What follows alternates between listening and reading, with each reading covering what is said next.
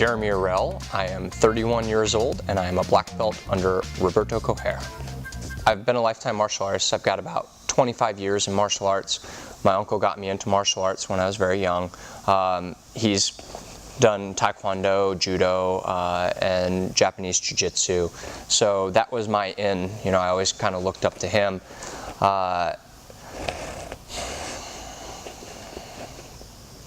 Around 14, I started getting into Taekwondo. I got a little bit more serious with my training.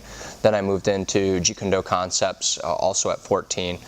Did that for 5 or 6 years, and then got into boxing, kickboxing, kind of wanted to do MMA. And so then I got into Brazilian Jiu-Jitsu. My instructor at the time suggested that if I was interested in MMA that I should work on the ground game. And so I found myself at Alliance Jiu-Jitsu in Charlotte.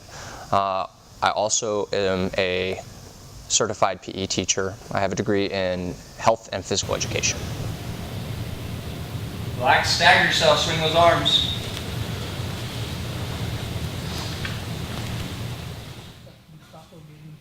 Sara Whitten, I'm 46, and I'm a purple belt.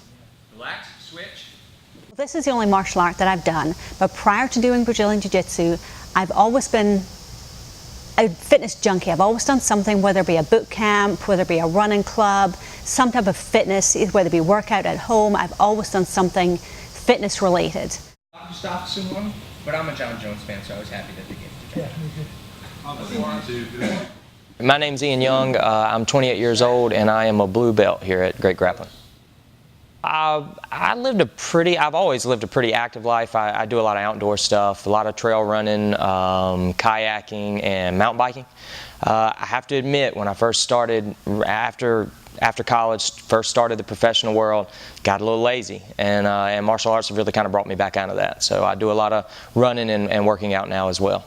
Class schedule, typical night is about 3 hours. The first hour, 6:30 to 7:30, is a curriculum. That's where I've taken a lot of the moves in Brazilian Jiu-Jitsu and I've broken them down into a structured approach so that people can learn the techniques that are going to make them successful. He flattened me out. I want the underhook. You know, my bridge over isn't working. So I frame on the face and I do get up on my side, but this underhook isn't an option. If that space is there, I'm going to take it. Underhook's pathway to the back. But I couldn't get the underhook, so I'm framing on that arm. From here, I'm going to arch my back because I want to start to control that wrist. Don't try to control here. Everything's too crunched up. Maintain a good structure on this arm right here. Arch the back and move that hand down. Different way of doing it, guys. Now, I'm going to lead my chest up and over. I do get good control of this arm. Now, I am still on my side. One of the mistakes that people make here is that they try to stuff their head underneath the body while they're flat on their back. Not going to work that way. So I do have a good grip here. I am going to start to allow him to pass, and when he starts to pass, I'm going to bring my head underneath him. Now, the head underneath him is the number one important thing. Number two important thing is that this bottom elbow pushes on the far hip. Remember, that's what saves us from the far side arm bar, because he's going to try and beat us around the head.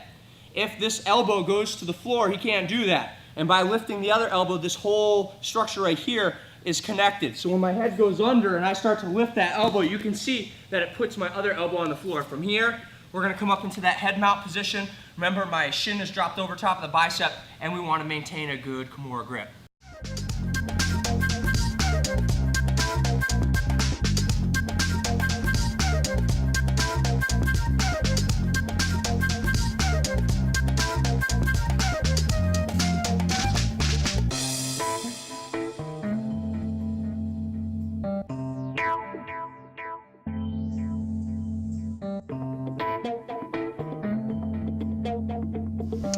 My name is Damon McBeth. I'm 40 years old and I am a white belt.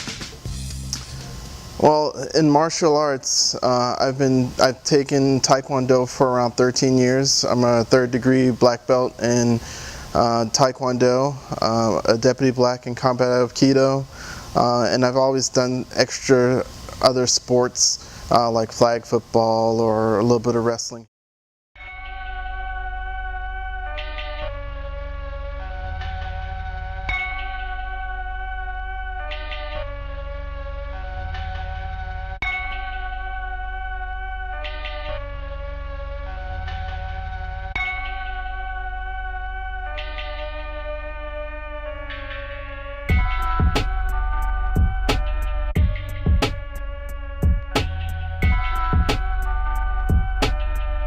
My name's Aaron King.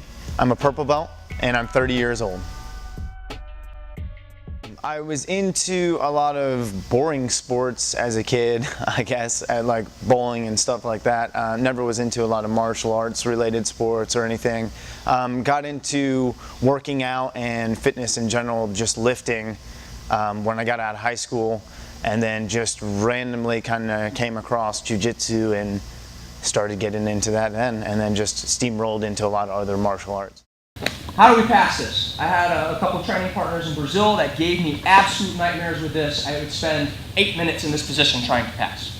All right, so I took a private with Gordo. He showed me all of the classic ones, collapse the knees and stuff, and that never worked. And I drilled him hard, and then like in the last 5 minutes, he's like, oh, you can do this. And I was like, why didn't you lead with that? That just makes so much more sense than all this other stuff. So that's what I'm gonna show you. We're gonna skip the crap that doesn't work all the time, okay?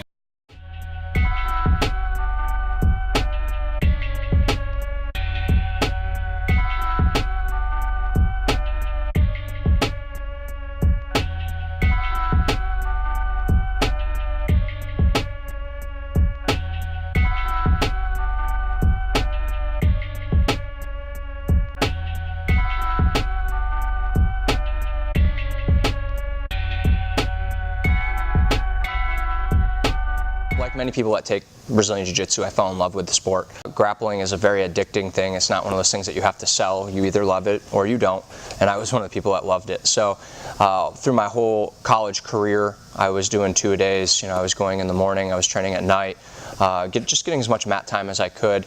And after graduating, I continued teaching on the side, and I was training on the side. And I decided that I wanted to do it for a living, so I moved to Brazil. While in Brazil, I acquired some more of the application skills that I needed. I combined it with my teaching skills from physical education, and when I came home, I opened up the school. Well, my wife brought in a flyer offering a free class or a free week of class, and the school was right across the street from my house, so I just had to take it. It was actually a fluke. I had looked for a lot of places in Charlotte to train at when I was going to move up here, knowing that I needed to find a place to train, but had kind of came across it online, but hadn't really looked into it yet. And then my wife and I were just driving around one day, happened to drive down this road, turned around, saw Brazilian Jiu-Jitsu, walked in. Jeremy was grappling, asked if I had my gear unpacked already, and I did. I came right back and trained that day, so that's how it started. Ankle up, I can't get over it, right? I can, but let's just say I did, right? Well, what do I do from here, right? Collapse on the legs? No, go back. When that happens, stand up. I know that's revolutionary, guys. You ready? This is not knee shield. This is a crappy open guard, all right? Now we can start working on if you want to collapse on those legs and start to pass, but get your knee off the foot. I actually trained at 2 other schools in the Charlotte area, and just while training one day, I was talking to some friends, and one of the guys lives in the Fort Mill area along with me, and he told me about Great Grappling opening up, and I came and checked it out even before we were doing normal classes, just open mat, and I loved it, and I've been here ever since. I've known Jeremy for several years, and actually I've known him since he was a high-level blue belt. We trained together at an academy in Charlotte, and from that point on, fast forward several years, he had gone to Brazil in search of his black belt, and then when the academy in Charlotte ended up closing down, that was at the same time that Jeremy was opening up his school here, and it just seemed like a good fit because I knew Jeremy, I was comfortable with him, I knew that it would be a good fit for me because it was close to home and that he would be a good instructor. So that is how I found Great Grappling. Number 1, thread the hand through, turn the body. If that doesn't work, stand up. Make sense? Mm-hmm. Line up. About here, drink some water, we're gonna drill it up. You got about a minute and a half.